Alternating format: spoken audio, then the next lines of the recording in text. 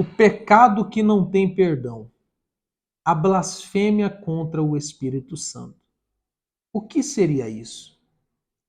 O que seria a blasfêmia contra o Espírito Santo? No vídeo de hoje, iremos tratar deste assunto. Sejam bem-vindos ao meu canal e a mais um episódio do Devocional Boa Parte. Estamos estudando o Evangelho segundo Mateus e estamos no capítulo 12. Já deixa a sua Bíblia aberta e se você ainda não é inscrito no meu canal, se inscreva, deixe o seu like, seu comentário. Caso você tenha dúvidas, sugestões, comente aí e compartilhe também com seus amigos. Lembrando que no nosso Instagram nós temos um conteúdo muito especial que é colocado ali todos os dias. O link do Instagram, do meu Instagram, está aí na descrição deste vídeo, tá bem? Vamos então ao texto de hoje, Mateus capítulo 12, versículo 22. Fique comigo até o final para você entender o que seria a blasfêmia contra o Espírito Santo. Depois disso, aconteceu que lhe trouxeram um endemoniado, cego e mudo. Ele o curou, de modo que pôde falar e ver. Então toda a multidão ficou atônita e exclamava: É este, porventura, o filho de Davi? Mas os fariseus, ao ouvirem isso, murmuraram. Preste atenção na declaração, na murmuração dos fariseus. Este homem não expulsa demônios, senão pelo poder de Beelzebu, o príncipe dos demônios. Ou seja, eles atribuíram a Satanás o poder que havia em Jesus de curar e libertar aquele homem. O poder que havia em Jesus era do Espírito Santo, mas eles atribuíram a Satanás. Guarde isso com você, não se esqueça. Entretanto, Jesus compreendia os pensamentos deles e lhes afirmou: Todo reino dividido contra si mesmo será arruinado. Toda cidade ou casa dividida contra si mesma não resistirá.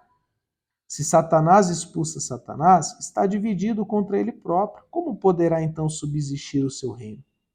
E se eu expulso demônios por Beelzebu, por quem os expulsam os vossos filhos? Por isso, eles mesmos serão os vossos juízes. Então Jesus trouxe uma reflexão, uma resposta muito sábia e inteligente, como lhe era de costume. Ele falou o seguinte: se eu expulso Satanás no poder de Satanás, então o reino está dividido, o reino de Satanás. Um reino dividido não prevalece. Não faz sentido algum. Jesus trouxe uma reflexão para eles. E no verso 28 diz assim: Mas se é pelo Espírito de Deus que eu expulso demônios, então verdadeiramente é chegado o reino de Deus sobre vós.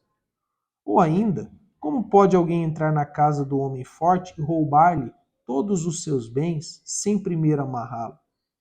Só depois disso será possível saquear a sua casa. Quem não está comigo está contra mim, e aquele que comigo não colhe, espalha. Então Jesus deixou claro que ele estava ajudando as pessoas no poder do Espírito Santo. Que o Senhor Jesus é esse homem mais valente que amarra Satanás e ajuda as pessoas. Agora presta atenção no verso 31. Portanto, eu vos assevero, todos os pecados e blasfêmias serão perdoados às pessoas. A blasfêmia contra o Espírito Santo não será, porém, perdoada. Então Jesus está dizendo que a blasfêmia contra o Espírito Santo é um pecado imperdoável. E o que seria essa blasfêmia ao Espírito Santo? Eu já ouvi tantas coisas ao longo da minha vida. Eu já ouvi gente dizer que blasfemar contra o Espírito Santo é resistir à voz de Deus, é não obedecer a Deus. Eu já ouvi muitas coisas. Mas o que é a blasfêmia contra o Espírito Santo? Nós encontramos ela lá no verso 24. Blasfêmia contra o Espírito Santo que Jesus está dizendo aqui, está lá no verso 24. Vamos voltar lá e ler.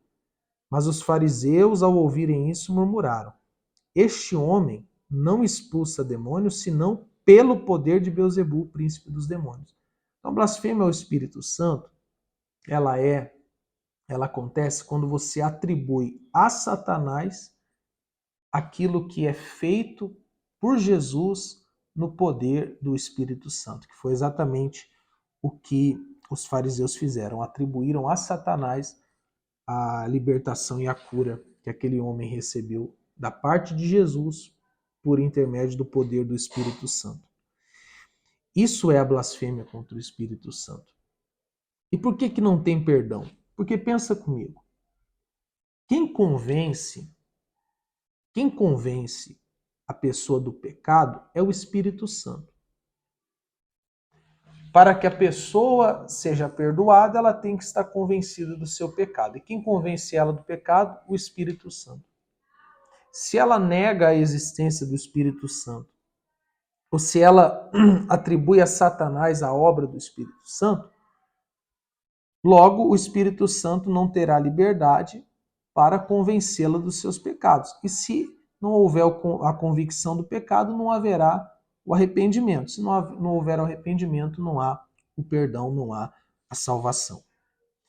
Então, se você está me assistindo e você diz assim, eu acho que eu pequei contra o Espírito Santo. Será que eu pequei contra o Espírito Santo? Eu já te dou a resposta. Você não pecou contra o Espírito Santo. Pois se você tivesse pecado, você não teria sensibilidade sequer de reconhecer, ou de querer, ou de se interessar pelo perdão. Entende? Então, o pecado que não tem o perdão é a blasfêmia contra o Espírito Santo. Se você tivesse cometido ela, você não estaria nem interessado em ser perdoado ou preocupado se você pecou ou não contra o Espírito Santo. Tá claro? Agora vamos continuar. Verso 32, que ainda é uma continuação do que Jesus falou. Qualquer pessoa que disser uma palavra contra o Filho do Homem, isso lhe será perdoado. Porém, se alguém falar contra o Espírito Santo, não lhe será perdoado, nem nesta época, nem no tempo futuro. Aí ele diz no verso 33, ou fazei a árvore boa e o seu fruto bom, ou a árvore má o seu fruto mau. Pois uma árvore é conhecida pelo seu fruto. Aqui, como nós vamos ver no próximo versículo, fruto, quando Jesus fala desse fruto, ele está falando das palavras que saem da boca das pessoas. E ele traz um raciocínio lógico. Se a árvore é boa, o fruto é bom. Quer dizer, se a pessoa é boa, da boca dela vai sair palavras boas.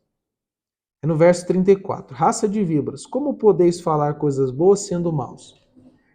Pois a boca fala do que está cheio o coração. Então Jesus nem se espantou com a declaração deles no verso 24, quando eles disseram, você está expulsando Satanás por Satanás. Jesus nem se espantou, porque Jesus sabia o que estava dentro do coração deles, Jesus sabia quem eles eram. E estranho seria se da boca deles saísse palavras boas. Estranho seria se da boca deles saísse uma confissão de que de fato Jesus é o Senhor. Isso seria estranho. E o verso 35 nos traz, o 35 e até o 37, um alerta e algo importante para nós refletirmos. Uma boa pessoa tira do seu bom tesouro coisas boas, mas a pessoa má tira do seu tesouro mau coisas más. Por isso eu vos afirmo que de toda palavra fútil que as pessoas disserem, dela deverão prestar conta no dia do juízo. Porque pelas tuas palavras serás absolvido, pelas tuas palavras serás condenado. Então Jesus traz um alerta com respeito ao que falamos. Nós devemos tomar cuidado com as palavras que saem da nossa boca, pois uma palavra pode colocar tudo a perder. Então, oremos como Davi orou, como o salmista pediu a Deus. Senhor, coloca guardas na porta dos meus lábios. E eu, inclusive, quero concluir o episódio de hoje fazendo essa oração, pedindo a Deus que nos ajude a vigiar as palavras que saem da nossa boca. Oremos então. Senhor Deus e Pai, graças te damos pela tua misericórdia. Reconhecemos que não somos bons, que não sabemos nada, que somos falhos e que por vezes da nossa boca saem palavras fúteis. Pedimos perdão, pedimos graça, pedimos misericórdia. E pedimos ao Senhor que coloque guardas à porta dos nossos lábios para que não venhamos, Senhor, estragar a vida dos outros ou a nossa própria por meio de palavras frívolas, palavras cruéis. Dai-nos o domínio sobre a nossa língua. Como Tiago disse, quem domina a língua domina o corpo todo, pois apesar de ser um pequeno órgão, tem um poder devastador. Dá-nos ao domínio próprio, Pai, especialmente no que diz respeito às palavras que falamos. Oramos e agradecemos ao Senhor. Amém. Deus abençoe você e até amanhã, se Deus permitir.